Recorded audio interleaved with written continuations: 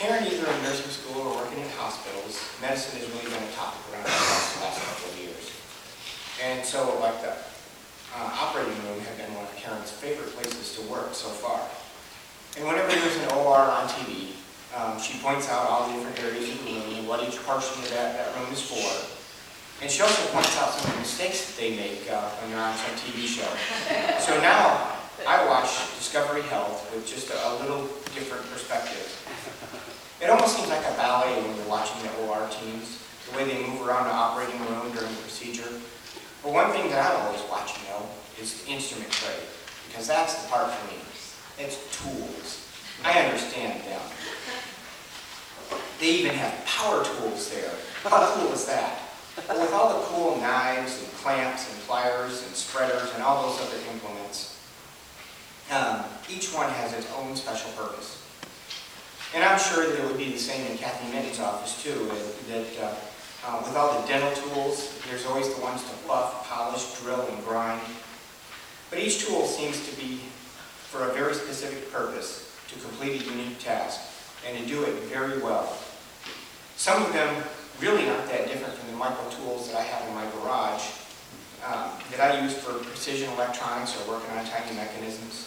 And actually, I've gone out and bought dental tools and medical instruments to work on some of my projects that really take a precise hand.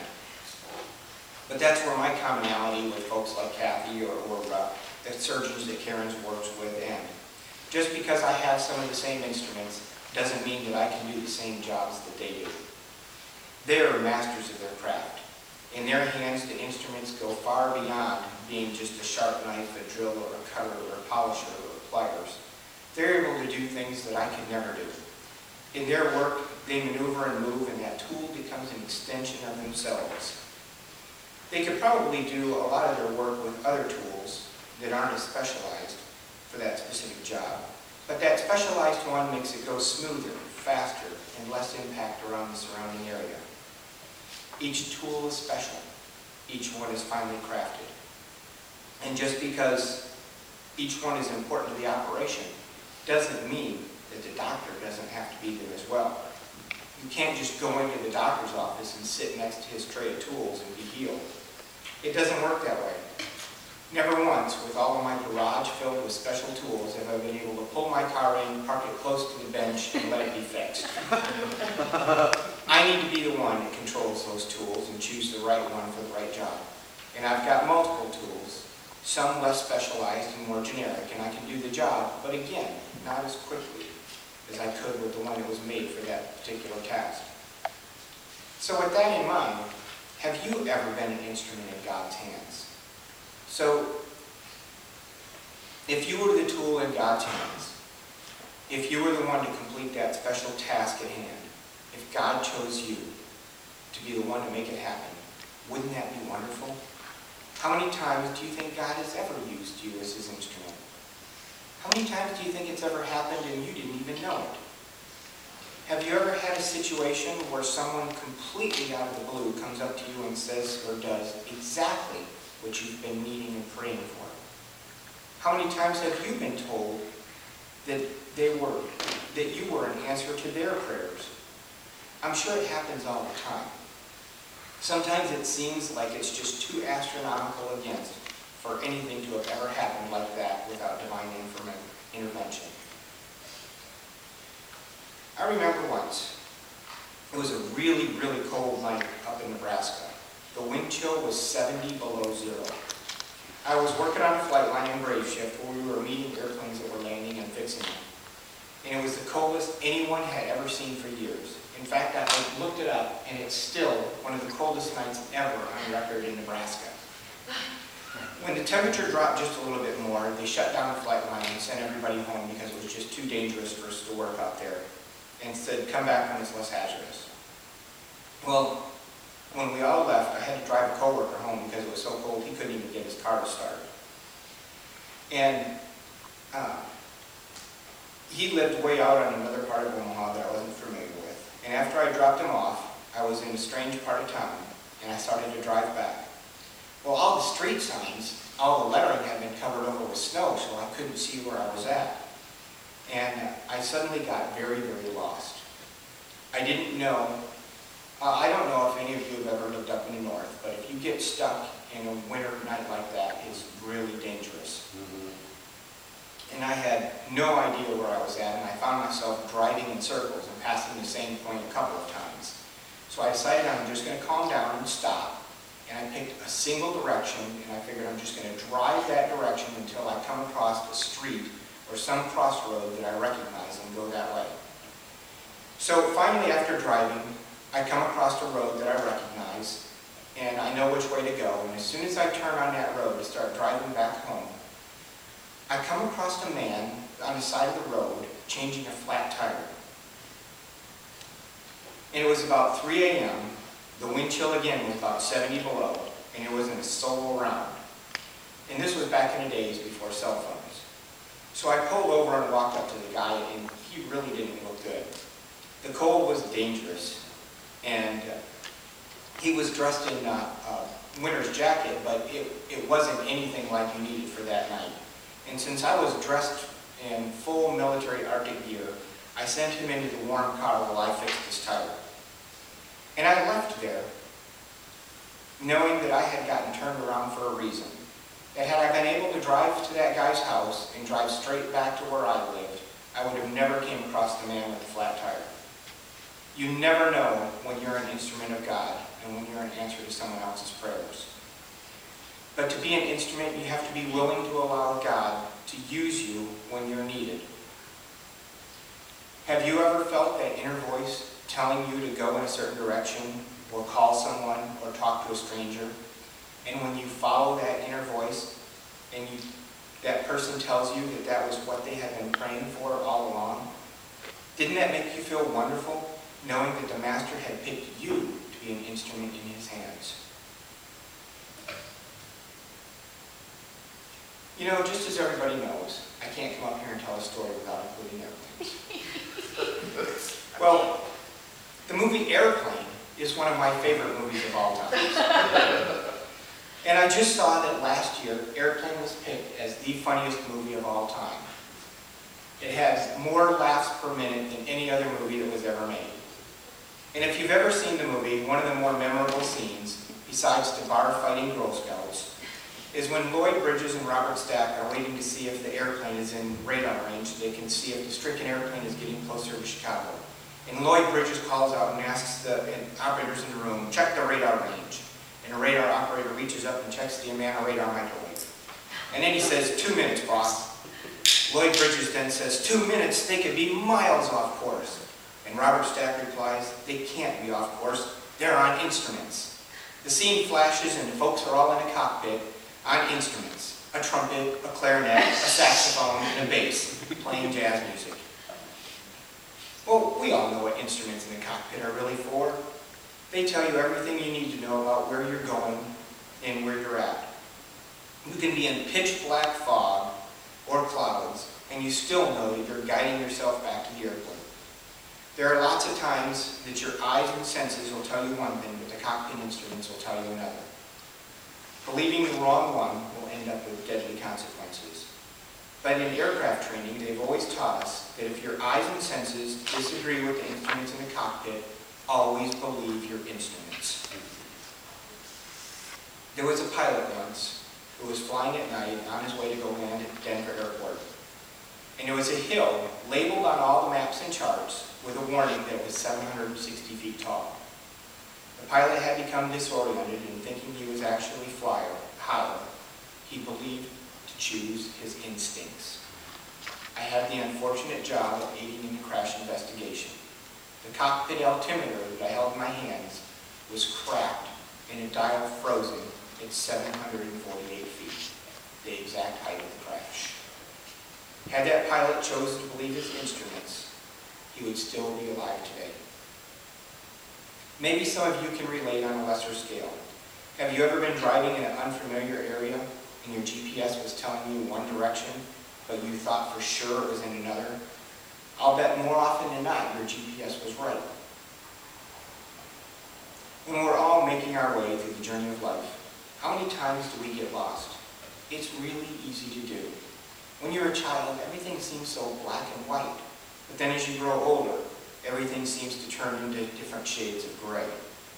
You're always in question about which way to go, and it's really easy to get lost, to get off track, to find yourself wandering in circles, going past that same light post multiple times, or even worse, going in a complete wrong direction. Usually, you call that checking your moral compass. That gut check that tells you which way is right and which is wrong. We all have it. When you want to do something that you feel in your heart, no matter how hard you try to justify it to yourself, is okay, you know that it's not. But like with any instrument, someone had to set that compass to true north for it to be of any use. Think back in your life. Who set your moral compass? I'll bet that it was a combination of people. Your parents, your teachers, your pastor, your fellow saints. Each of them was an instrument of God, providing you the direction to set your own compass by. Each of them helped you navigate through the gray of the fog to find your way back to the path. When you get lost or need to recalibrate your compass, you can always go back to the ones who originally set it. Or you can always check the map. The scriptures provide us that map to reset our moral compass. What if you're the instrument? What if it's you that provides the guidance for someone else? Each one of you has a strong sense of direction. You'll never know when someone else that you know is in need of direction, when they need to check their instruments, and they're actually looking at you to recalibrate their moral compass. That's a huge responsibility, and we are all called to be an instrument of God. You are called to be that solid reference point that others use to navigate. I'd like to read from Romans 6:12 through 6:17.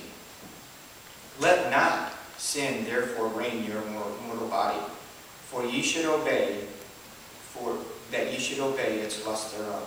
Neither yield yourself as members, as instruments of unrighteousness unto sin, but yield yourselves unto God as though those that are alive from dead, and your members as instruments of righteousness unto God. For sin shall not have dominion over you, for you are not under the law, but under grace. What then? Shall we sin because we are not under the law, but under grace? God forbid. Know ye not that to whom ye yield ourselves servants to obey? His servants ye are to whom ye obey. Wherefore the sin unto death, or obedience unto righteousness? But God be thanked that ye are servants of sin, or that ye, the servants of sin, have obeyed from the heart from the doctrine which was delivered to you. So far I've covered instruments as tools and instruments as navigation devices. But pop back for a moment to my favorite movie, when Robert Stack says they're all on instruments and they're all playing clarinets and saxophones and trumpets.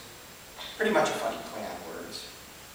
Well, in the scripture I read, you were trying to be funny and God says, I want you to be my instrument. And you said, okay, I'm going to be a tuba or a trombone. Or Karen said she'd be a piano because it has broad range. And if God asked me if I wanted to be an instrument, I'd try to be funny and say, well, maybe I'll be a drum or a cowbell because I just love banging one note over and over again until somebody gets it. Well, yet I digress. Webster's Dictionary says that an instrument is a device used to play music and also a singing voice. So maybe that's more than just a play on words. What if God called us to be instruments and He means that also? What if God wants you to make a noise? What if you are actually called to make that joyful noise? In Psalms it says, but let all those be a part of and trust their, let me start again. But let all those that put their trust in Thee rejoice. Let them ever shout for joy. Be Thou defendest them, and let also them love Thy name and joyful in Thee. And in Psalm 66, to the chief musician, a song. Make a joyful noise unto God, all ye lands. Sing forth the honor of His name, and make His praise glorious. Say unto God, how terrible thou art thy works, that thou of greatness of power shall thine enemies submit unto themselves unto thee.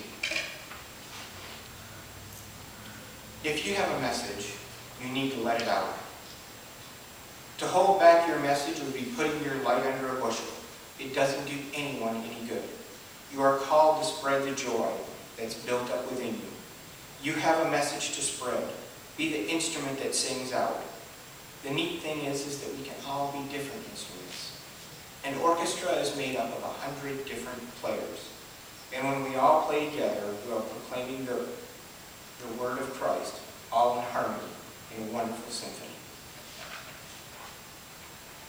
Saul was a perfect example of the Lord. He was the tool in God's hands. And the scripture is right on the front of our bulletin, where it talks about Saul's conversion and how he became that instrument in God's hands. He was the tool that God used to establish his church throughout the Roman Empire. He had the relationship with God that guide us on a path to help you follow it and return back to the Lord. Think of how many sermons refer back to Romans or Paul's letters to the churches, and they still guide us 2,000 years later. Lastly, Paul shouted out the message. He couldn't be silenced no matter how large the threat was. He dedicated his life to spreading the word. You are an instrument in God's hands. You are that precise tool that God uses to accomplish a specific task. You are the one specifically called, and although others may be able to complete it, nobody is as suited for that job as you are. How special are you that God has chosen you to be an instrument for a specific job? To be a good instrument, you have to be willing to allow God to take control of your mind, your mouth, your hands, and your feet. You've heard and lived the Word of God. You are an instrument that others use to navigate and make their way through life. You know the way. You know, and you're steady. You're the compass that shows directions. And when they get off course, they turn around and look to you to help guide them back to the direction. You're the tool in God's hands. Others look to you for guidance. Now shout out what the Lord has done for you. Be that instrument that makes the joyful noise for everyone around you. Shout, trumpet, sing the message of God. And when others join in with you, it'll be a concert that is just breathtaking.